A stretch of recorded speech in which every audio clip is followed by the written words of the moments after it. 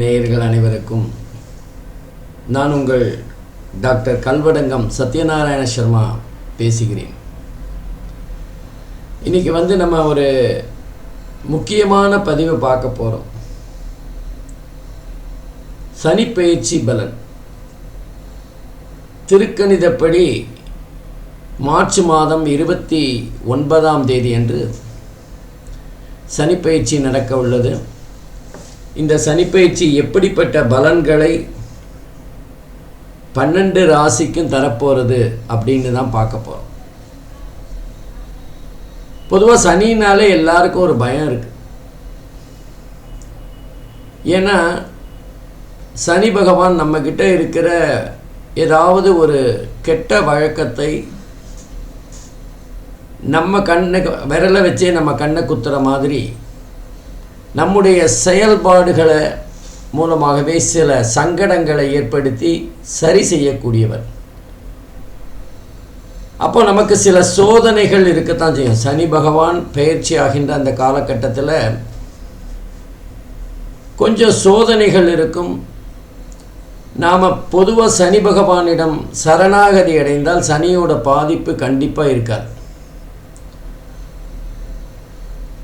சனி பகவான் பொதுவாக நம்ம உதாரணத்துக்கு சொல்லணும்னா, ஒருத்தர் உடம்பு சரியில்லாமல் இருக்கார், அவருடைய வெல்விஷர் உறவினர் அவரை ஆஸ்பத்திரியில் கொண்டு அட்மிட் பண்ணுறாருன்னு வச்சுக்கோங்களேன். அவர் சிகிச்சை முடிஞ்சு வீட்டுக்கு வராருன்னா என்னை கொண்டு ஹாஸ்பிட்டலில் விட்டுட்டான்னு சொல்லக்கூடாது. நம்ம நம்மளோட உடல் நலம் நல்லபடியாக இருக்கணும் அப்படிங்கிறதுக்காக சிகிச்சைக்காக நம்மளை ஆஸ்பத்திரியில் கொண்டு சேர்த்தது தான் உண்மை.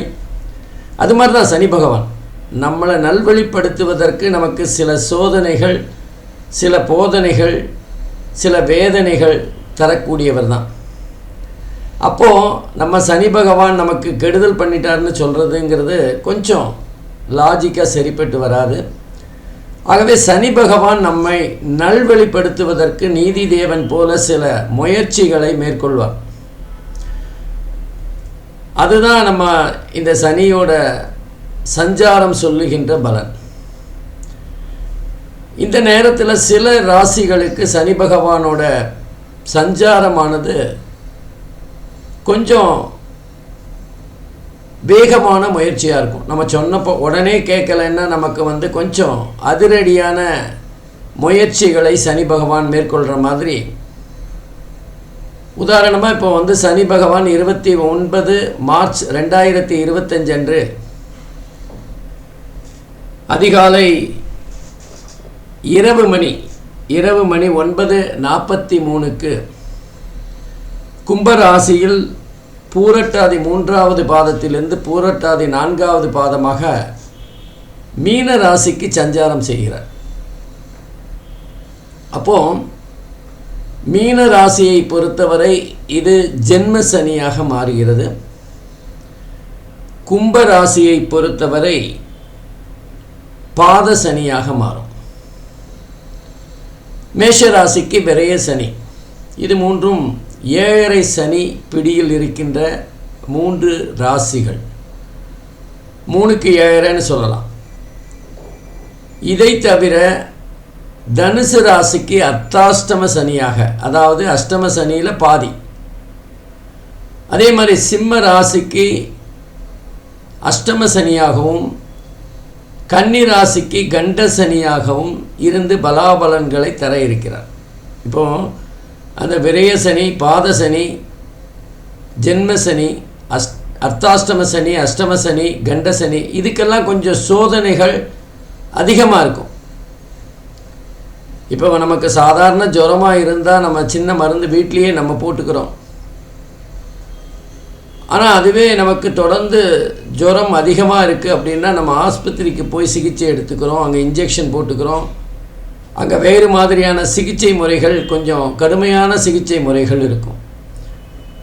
அது மாதிரி தான் இந்த மாதிரி அந்த கண்ட சனி, அர்த்தாஷ்டம சனி, அஷ்டம சனி இவர்களுக்கெல்லாம் கொஞ்சம் கடுமையான சிகிச்சை அப்படின்னு தான் சொல்லணும். பகவானை பொறுத்தவரை இந்த முக்கியமான ராசிகளில் கொஞ்சம் சோதனைகளை அதிகமாக செய்து நமக்கு நல்வழிப்படுத்துகின்ற ஒரு முயற்சியில் இருப்பார். அதே நேரம் நமக்கு இந்த மகர ராசியை பொறுத்தவரை 7 சனி முடிய போகிறது. அவங்களுக்கு கொஞ்சம் சந்தோஷமான காலகட்டம் அப்படின்னு சொல்லலாம். இதுவரைக்கும் 2வது வீட்டில் கடைசி 7 சனி 2.5 வருடங்கள் இருந்து வந்த மகர ராசி அன்பர்கள் இப்போ 3வது வீட்டுக்கு சனி பகவான் பயிற்சியாக போகிறார். கும்பராசியிலேருந்து மீன ராசிக்கு போகும்போது மகரத்திலேருந்து அது 3வது வீடாக அமையும். பொதுவாக அந்த 3வது வீடு, 6வது வீடு, 10வது வீடு, 11வது வீடு ஆகிய இடங்கள் சனி பகவானுக்கு மிக மிக சிறப்பான இடங்கள். அந்த இடத்துல நல்ல பலன்களை சனி பகவான் தரக்கூடியவராக இருப்பார். பொதுவாக நம்ம அஷ்டம சனின்னு பார்த்தோம், அர்த்தாஷ்டம சனி பார்த்தோம், ஜென்ம சனி, 7 சனி, கண்ட சனி, இந்த மாதிரியான சனி பகவானுடைய சோதனை காலகட்டத்தில் யாருக்கெல்லாம் சனி திசை சனி புக்தி நடக்கிறதோ அவங்க கொஞ்சம் கவனமாக இருக்கணும்.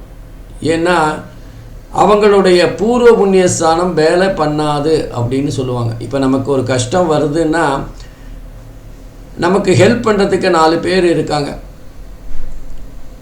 நமக்கு ஏதாவது உதவிகள் செய்கிறதுக்கு சில பேர் இருப்பாங்க. ஆனால் இப்போ நம்ம பஸ்ஸில் போகும்போதோ அல்ல வெளியில் எங்கேயாவது போகும்போது நமக்கு ஏதாவது உடல் சார்ந்த பிரச்சனைகள் வருதுன்னா நமக்கு உதவி செய்யறதுக்கு கூட ஆள் இல்லை. தெரியாதவங்க சில பேர் செய்யலாம்.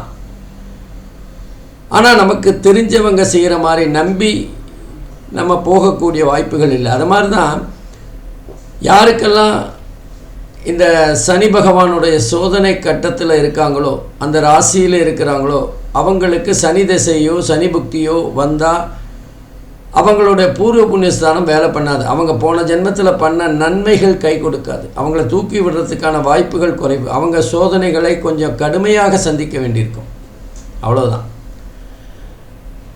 அதே நேரத்தில் சனி பகவானுடைய பார்வையானது 3, 7, 10 ஆகிய ராசிகளில் விழும். அப்போ மீன ராசியிலேருந்து சனி பகவானுடைய பார்வையானது ரிஷப ராசியிலும், கன்னி ராசியிலும், அதே மாதிரி தனுசு ராசியிலும் விழும். அப்போது இந்த 3 ராசிகளில் சனி பகவானுடைய பார்வை விழும்போது சனியோட பார்வை எந்த ராசியில் விழுதோ அந்த வீட்டுக்குரிய காரகத்துவம் பாழகும். அந்த வீட்டுக்குரிய காரகத்துவம் சற்று பாழடையக்கூடிய தன்மை இருக்கும். குரு பார்வை கோடி நன்மை தரும். ஆனால் சனி பார்வை அந்த அளவுக்கு நன்மைகளை தராது. அது சோதிக்கின்ற காலமாக இருக்கும். ஏற்கனவே தனுசு ராசிக்கு அர்த்தாஷ்டம சனி, கன்னி ராசிக்கு கண்டக சனி.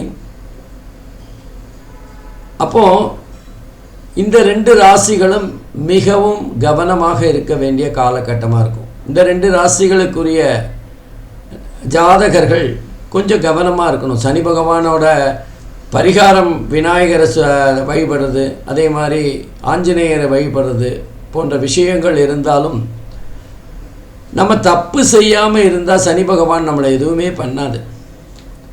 நம்ம தவறு செய்யாமல் யாருக்கும் கெடுதி நினைக்காமல் இருந்தோம் என்றால் சனி பகவானுடைய சோதனை எந்த விதத்திலும் நம்மை பாதிக்காது. ஆகவே இந்த சனி பயிற்சி பலன்கள் 12 ராசிக்கும் எப்படி இருக்க போகிறது அப்படின்னு ஒவ்வொரு ராசியாக பார்க்கலாம். நம்ம தொடர்ந்து இந்த வருடம் சனி பயிற்சி பலன்களை பார்க்குறப்போ சனி பயிற்சி பலனானது பொதுவாக 2.5 வருஷங்கள் ஒரு ராசியில் சஞ்சாரம் செய்யும். மொத்தம் 30 வருஷம் சனி பகவான் 12 ராசியும் சஞ்சாரம் செய்வதற்கு ஆகும். இந்த 12 ராசிகளுக்கும் சனி பகவான் சஞ்சாரம் செய்ய 30 வருடம் ஆகும். அதனால்தான் 30 வருடம் வாழ்ந்தாரும் இல்லை, 30 வருடம் தாழ்ந்தாரும் இல்லைன்னு சொல்லுவாங்க. அப்போ இந்த சனி பகவான் 30 வருடங்கள் சஞ்சாரம் செய்வது தான் வாழ்க்கையின் சுழற்சி அப்படின்னு எடுத்துக்கலாம். அதே மாதிரி அந்த 2.5 வருடங்கள் சனி பகவான் ஒரு ராசியில் சஞ்சாரம் செய்கின்ற போது அது அந்தந்த ராசிக்குரிய பலன்களை தரும். இந்த வருடம் பொதுவாக 2 வருடம் 2 மாதம் மட்டுமே மீன ராசியில் சஞ்சாரம் செய்ய போகிறார். அதுலேயும் அதிசாரம் இருக்குது, வக்கரம் இருக்குது. இந்த சனி பயிற்சியானது ஜூன் மாதம் 2027 வரை நடைபெற இருக்கின்றது. இந்த காலகட்டத்தில் ஒவ்வொரு ராசிக்கும் எப்படிப்பட்ட பலன்கள் இருக்கும் அப்படின்னு பார்க்கலாம். அது மட்டும் இல்லாமல் நமக்கு தொடர்ந்து குரு பயிற்சி, ராகு கேது பயிற்சி எல்லாமே இந்த வருடம் மே மாதம் காலவாக்கில் வர்றதுனால பிரத்யேகமாக சனி பயிற்சியை மாத்திரம் இப்போ பார்ப்போம். ஒவ்வொரு ராசியாக பார்க்கலாம் வாங்க. அன்பிற்கினிய மிதுன ராசி என்பர்களே, மார்ச் மாதம் 29ஆம் தேதி 2025ஆம் ஆண்டு நடைபெற இருக்கின்ற சனி பயிற்சி பலன்கள் மிதுன ராசிக்கு எப்படி இருக்கும் அப்படின்னு பார்க்க போகிறோம். சனி பகவான் கும்ப ராசியிலேருந்து மீன ராசிக்கு பயிற்சியாகிறார். ஆகவே மிதுன ராசிக்கு 10வது இடத்துல சனி வரப்போகிறார். இதுவரைக்கும் பாக்யஸ்தானம்னு சொன்ன 9வது இடத்துல ஓடிப்போனவனுக்கு 9ல் சனின்னு சொல்லுவாங்க. அப்போ 10வது இடம் ஜீவனஸ்தானத்துக்கு சனி பகவானை பொறுத்தவரை 3, 6, 11 ஆகிய இடங்கள் சிறப்பானது. அப்போது இப்போ 10வது இடத்துக்கு சஞ்சாரம் செய்கின்ற சனி பகவான் நல்ல பலனை தான் தரப்போகிறார். பெரிய பிரச்சனைகள் எல்லாம் தரப்போகிறதில்ல. வேலை விஷயமாக ஏதாவது சின்ன சின்ன பிரச்சனைகள் வரும். பொதுவாக 10வது வீடு அப்படிங்கிறது அழுத்தம் சார்ந்த ஒரு விஷயம். வேலை, தொழில், வியாபாரம், கால் முட்டு, அதே நேரத்தில் உஷ்ணம் சார்ந்த விஷயங்களை பற்றி சொல்லக்கூடிய இடங்கள். வேலையில் ஜாதகருக்கு இந்த நேரத்தில் ஏதாவது ஒரு அழுத்தம் இருக்கும். பொதுவாக கொஞ்சம் யோசித்து மெதுவாக செயல்படக்கூடிய ஜாதகர் வேகமாக செயல்பட வேண்டியிருக்கும். ஒரு டார்கெட்டை கொடுத்து அதை ஃபிக்ஸ் பண்ணி இந்த இதுக்குள்ளே நீ முடிக்கணுங்கும்போது ஒரு விதமான அழுத்தம் ஏற்படும். வேலை ஈஸி தான், ரெகுலராக பண்ணுறது தான். ஆனால் இவ்வளவு வேலையை இந்த காலகட்டத்துக்குள்ளே செய்கிறதுங்கிறது பொதுவாக சனியினால் ரொம்ப கஷ்டமான விஷயம். அப்போ மிதுன ராசியை பொறுத்தவரை புதன் அதிபதி. அவங்க எப்படியாவது புத்திசாலித்தனமாக ஹேண்டில் பண்ணுவாங்க. 2வது சனி பகவான் மிதுன ராசியை பொறுத்தவரை நல்ல இடத்துல தான் இருக்கார். 3, 6, 10, 11 அப்படிங்கிறது சனிக்கு சிறப்பான இடங்கள். அதனால் சனியோட சஞ்சாரம் மிதுன ராசிக்கு சிறப்பானது தான். சனியோட ஆதிபத்தியம் அப்படின்னு பார்த்திங்கன்னா 8, 9க்குரிய ஆதிபத்தியம் பெற்றவர் சனி பகவான். அதுதான் கொஞ்சம் இடிக்குது. 9 அப்படிங்கிறது பாக்யஸ்தானம், மேல் படிப்பு, தந்தையார் பற்றி சொல்லுகின்ற பித்ருஸ்தானம், இதெல்லாம் சொல்லக்கூடிய இடங்கள். ஆகவே ஜாதகருக்கு மேல் படிப்பு சம்பந்தமான கொஞ்சம் அழுத்தம் இருக்கும். நம்ம எந்த படிப்பு படிக்கலாம், எந்த கண்ட்ரிக்கு போய் படிக்கலாம், வெளிநாட்டுக்கு போகலாமா, இங்கேயே படிக்கலாமா அப்படிங்கிற ஒரு குழப்பமான சூழ்நிலைகள் இருக்கக்கூடிய காலகட்டமாக இருக்கும். பெரிய விஷயம் இல்லை, இது நம்ம முன்னேற்றத்துக்கான ஒரு சின்ன பிரச்சனை அப்படின்னு தான் எடுத்துக்கணும். அதில் ஒரு குழப்பம், அதில் ஒரு யோசனை, என்ன செய்யலான்னு சிந்திக்கிறது ஒரு பெரிய விஷயம் இல்லையே. என்ன பண்ண முடியும் யோசிக்கிறதுக்கே நேரம் இல்லாதவங்களை விட நம்ம அடுத்து என்ன பண்ண போகிறோம், எதை படிக்க போகிறோம், எப்படி இருக்க போகிறோன்னு சிந்திக்கிறது நல்லது தான். அப்போது சனி பகவான் 10வது இடத்துல இருந்து தந்தையாருடைய விஷயத்தில் சில கருத்து வேறுபாடுகளை ஏற்படுத்துவார். நம்ம வீட்டில் இதை பண்ணணும் அப்படின்னு நம்மளை சொல்லும்போது நமக்கு ஏற்படுகின்ற அந்த அழுத்தமானது அது காலகட்டத்தில் நமக்கு ஒரு பிரச்சனையாக, மனசு சம்பந்தமான பிரச்சனையாக மாறும். நம்மோட சுயமாக சிந்தித்து செயல்படுறதை விட மற்றவங்க சொல்லி நம்ம செய்யும்போது அதில் ஒரு கஷ்டம் இருக்கும். தோல்வி அடைஞ்சாலும் நம்மளே முயற்சி பண்ணோம், தோல்வி அடைஞ்சோம் அப்படிங்கிற சந்தோஷம் இருக்கும். எல்லாமே பிரச்சனை தான் வாழ்க்கையில். நம்ம ஒவ்வொரு விஷயமும் ஒவ்வொருத்தருக்கும் ஒவ்வொரு மாதிரியான பிரச்சனைகள். இப்போ தந்தையாருடைய ஆலோசனை மூலமாக அல்லது தந்தையாருடைய நலன் கருதி சில விஷயங்களை பண்ண வேண்டியிருக்கும். சில பேருக்கு தந்தையாருடைய உடல் பாதிப்புக்காக ஏதாவது செலவு செய்கின்ற ஒரு தன்மையும் இருக்கும். திருமணமாகாதவர்களுக்கு திருமணம் கைகூடி வருகின்ற ஒரு தன்மை இந்த காலகட்டத்தில் இருக்கும்.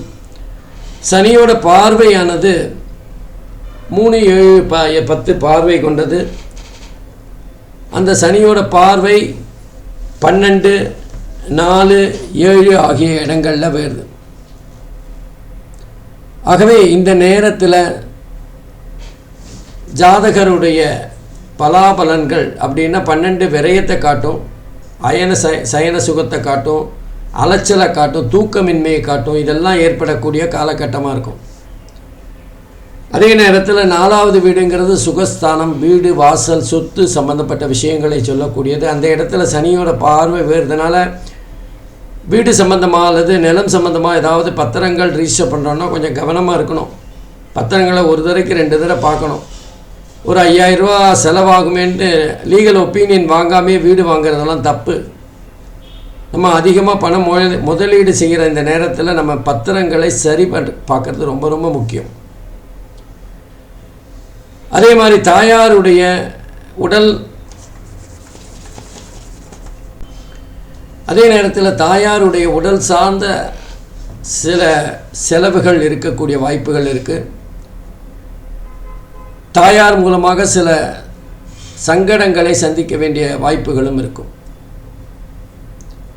4வது வீடுங்கிறது சுகஸ்தானம், கொஞ்சம் அலைச்சல் அதிகமாக இருக்கும். படிப்பு சம்பந்தமான விஷயங்களை சொல்லக்கூடியதாகவும் இருக்கும். நம்முடைய காலேஜ் கல்லூரி வாழ்க்கை போன்ற விஷயங்களில் புதிய முயற்சிகள் இருக்கும். திருமணம் கைகூடி வருகின்ற காலகட்டமாக இருக்கும். ஆகவே மிதுன ராசியை பொறுத்தவரை சனியினுடைய சஞ்சாரமானது சற்று சராசரியான பலாபலன்களை தரும். பொதுவாக 10வது இடத்துல சனி இருக்கிறது நல்லது தான். ஆனால் வேலை சார்ந்த அழுத்தம், தொழில் சார்ந்த அழுத்தம், வியாபாரம் சார்ந்த அழுத்தம் இதெல்லாம் கொஞ்சம் அதிகமாக இருக்குது. இப்போ வியாபாரத்தில் முன்னேற்றம் இருந்ததுனாலும் வியாபாரத்தில் நம்ம அதிகமாக நேரம் செலவழிக்கின்ற ஒரு சூழ்நிலை ஏற்படும்.